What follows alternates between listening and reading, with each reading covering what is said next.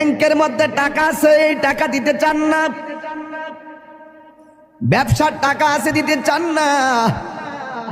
কিন্তু একটা কথা মনে রাখবেন, মরণের কালে গেলে আপনার কবরের পা যাওয়ার আগে আগে মরণ আপনার সামনে আসবে।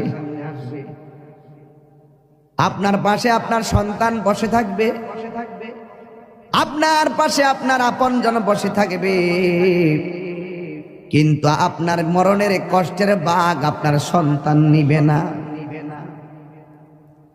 আপনার কবরে যদি আযাব হইব, এই কবরের আযাবের ভাগ আপনার সন্তান নিবে না, কিন্তু আপনার সন্তান ঠিকই আপনার ব্যাংকের টাকার ভাগ নেওয়ার জন্য কামড়া কামড়ি শুরু করবে। আপনার সন্তান জমিনের ভাগ নেওয়ার জন্য পাগল হয়ে যাবে, কিন্তু আপনার কবরের ভাগ আপনার সন্তান নিবে না। এই জন্য আল্লাহ রাব্বুল আলামিন বলেছেন, মিনহা খলাকনাকুম ওয়া ফিহা নুঈদুকুম ওয়া মিনহা নুখরিজুকুম তারাতান উখরা।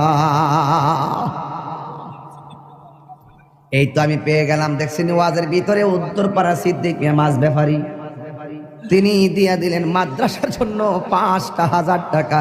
এই ৫,০০০ টাকা আমার কাছে ৫ কোটি টাকা মনে হয়।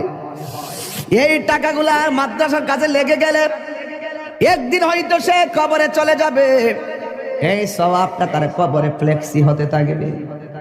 আল্লাহ আপনি তার দানটাকে কবুল আর মঞ্জুর করে নেন।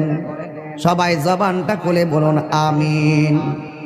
আল্লাহ বলছেন, এই মাটি থেকেই তোমাকে সৃষ্টি করা হয়েছে, এই মাটিতেই তোমাকে দাফন করা হবে, এই মাটি থেকে তুমি একদিন হাসরের ময়দানে উঠবে।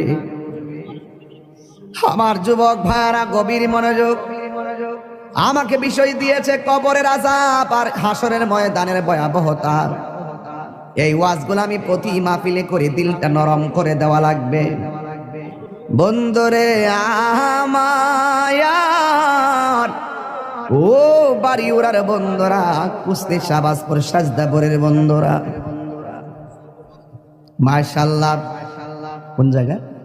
জাঙ্গালপাড়ার জনাব মোশাররফ হোসেন প্রবাসী, তিনি দিলেন ৫,০০০ টাকা। জোরে করে মারহাবা। আয় রাব্বুল আলামিন, এই দান তুমি কবুল করো, মঞ্জুর করো। আল্লাহ আমি কবরের আলোচনা শুরু করে দিলাম।